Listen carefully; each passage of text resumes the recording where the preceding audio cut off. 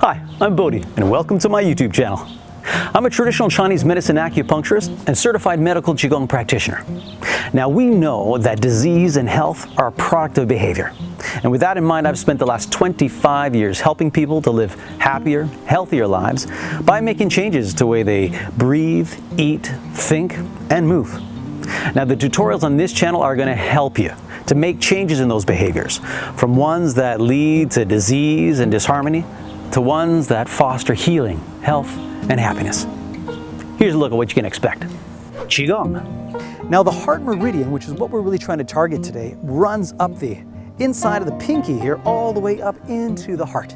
And so we're going to actually get some stimulation by extending the fingers back, moving from the pinky finger. 5 yang organ exercise, quite a fantastic way to help get things moving and really help to regulate your digestion. Acupressure.